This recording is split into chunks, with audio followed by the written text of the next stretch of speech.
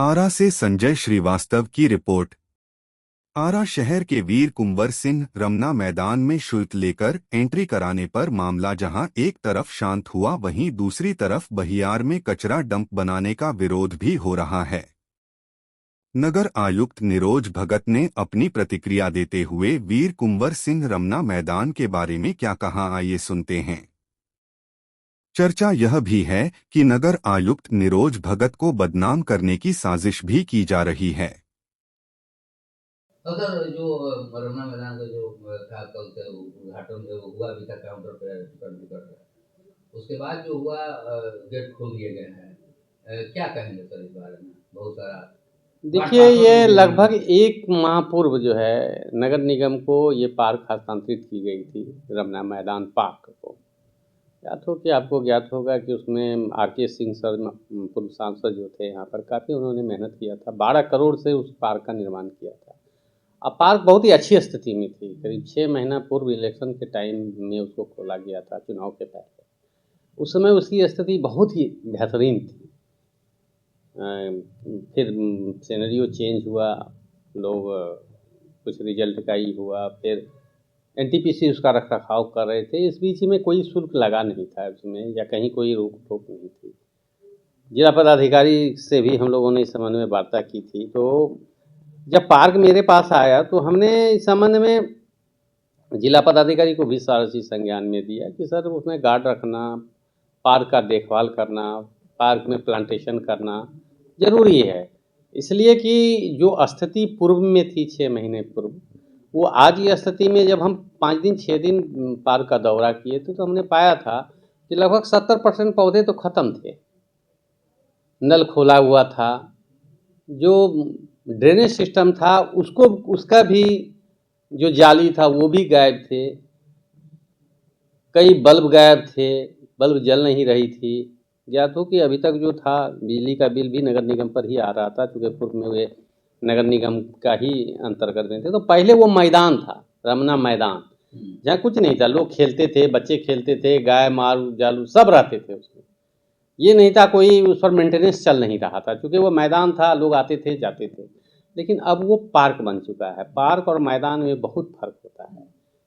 जैसे ही पार्क बना तो उसकी रख रखाव की एक समस्या होती है। मैंने आकलन किया था और सभी लोगों को बताया भी था कि इसमें रख रखाव में अगर हमको 6 महीने पूर्व जो पार्क जिस स्थिति में थी अगर लाना है तो उसमें 8 से 10 लाख रुपये खर्च होंगे। इसलिए कि आपको 5-10 माली रखने होंगे, फिर गार्ड रखने होंगे 5, फिर सफाई कर्मी तो थे ही हमारे पूर्व से, हम ही सफाई कर रहे हैं, और अभी एनटीपीसी के लोग भी कर्मी लगे हुए थे।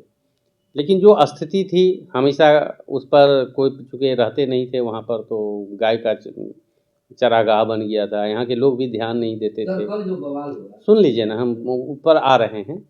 तो वहाँ पर असामाजिक तत्वों का के घेरे में वो पार्क आ चुका था। असामाजिक तत्व का मतलब, मेरे कहने का मतलब कि जो असामाजिक तत्व हैं वहाँ पर स्मैक का बिक्री या जो भी लोगों का परिवेश वहाँ दिन भर बने रहता था, और वो लोग पारिवारिक लोगों को दिक्कत भी महसूस कर रहे थे। तो मुझे लगा कि उसमें कुछ किया जाए। मैंने इस संबंध में बोर्ड की बैठक नहीं बल्कि अस्थायी शासक समिति में भी, पिछला जो अस्थायी शासक समिति है इसमें भी पारित किया गया था, और इसमें भी हुआ था कि एक मिनिमम चार्ज के शुल्क में लिया जाए, ताकि कम से कम गार्ड लोगों को पैसा उससे दिया जा सके।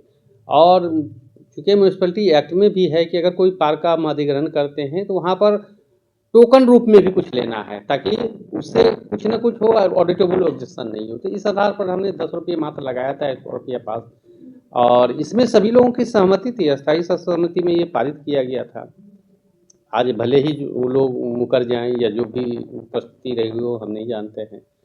और तो कल जो हुआ, कल ही हमने फैसला लिया था कि चूँकि 15 दिन 20 दिन से उसमें मेयर साहब भी उसमें कुछ बुद्धिजीवियों की बैठक बुलाई थी, और उसमें चर्चा भी हुई थी, और सब बहुत लोगों ने हमको बताया कि मैक्सिमम लोग, जितने तक अच्छे पब्लिक हैं, जितने भी लोग हैं, कि नागरिकों ने देने के लिए हामी भी भरी थी और कोई दिक्कत भी नहीं थी। लेकिन हाँ, दिक्कत हुई।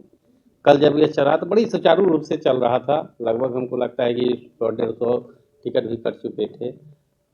लेकिन जब दिक्कत वो ही कुछ असामाजिक तत्व मिल के हमारे जो स्थानीय प्रतिनिधि हैं, मैं किसी का नाम नहीं लेना चाहूँगा, वो लोगों ने इसका विरोध जबरदस्त रूप से किया और जाके धक्का दे के गार्ड को हटा दिया, ये किया। इसके बाद मैं नहीं, उस समय मैं नहीं था वहाँ पार्क में, मैं तो आवाज़ जा चुका था।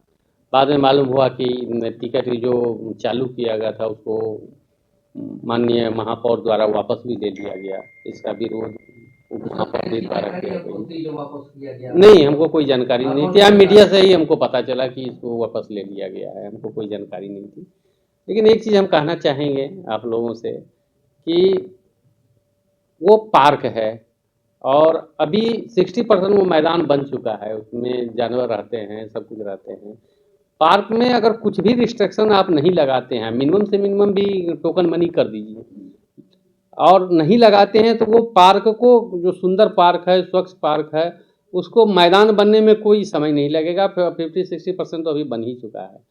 तो यहाँ के जनता के और यहाँ के जो बुद्धिजीवी लोग हैं और यहाँ के जो जनप्रतिनिधि हैं, फिर से एक बार विचार करें कि उसका रखरखाव कैसे होगा। आखिर उसमें जो 8 से 10 लाख प्रति मंथ होगा, वो कैसे उसमें कोई अगर इन लोगों के पास, हम तो जनता को भी कहेंगे कोई प्लानिंग है तो वो आके दे निगम को कि कैसे उसको रखना चाहते हैं, तो अपना वो लोग रखें और विचार करें आगे के रूप में कि क्या करना है। वैसे चर्चा हो रहा था सर वहाँ पर कि नगर आयुक्त जी को बदनाम करने की साजिश बहुत पहले से चल रही है, जाते जाते भी बदनाम किया है। मैं इस संबंध में कुछ नहीं बोलूँगा, मैं तो सचमुच में चला जाऊँगा। मैंने तो 15 दिन की सेवा बची हुई है।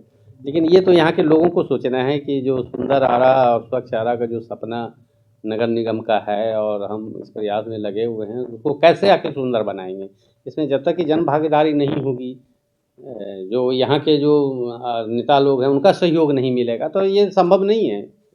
इसलिए आज न कल तो इसको जन भागीदारी के रूप में लेना ही पड़ेगा। पार्क और मैदान में फर्क समझना चाहिए लोगों को। समझना चाहिए। पार्क पहले वो मैदान था, वहाँ बच्चे खेलते थे, गाय गोरू रहता था, कोई प्लांटेशन नहीं था। आज के इमेज झूला, पार्क, सब कुछ जो जिम, सारी चीज़ हैं वहाँ पर। और पौधारोपण भी हुआ है। हमको था कि 2,500 फूल का भी हमको कुछ ऑर्डर भी दे दिए थे, गुलाब गुलाब का, चमेली का, कि 2,500 पौधे उसमें हम लगवाएंगे, अच्छे अच्छे फूल लगवाएंगे। अब चूँकि अभी जो परिस्थिति है उसमें तो अब हमको लगता है कि लगाने पर भी तो वहाँ पर अगर सुरक्षा उसकी नहीं होती है तो फिर दिक्कत होगी। इस संबंध में जैसा भी होगा हम जिला प्रशासन को भी लिखेंगे, इस संबंध में विभाग को भी लिखेंगे कि कैसे इसका रख रखाव, इसमें उच्च स्तरीय कुछ निर्णय ले।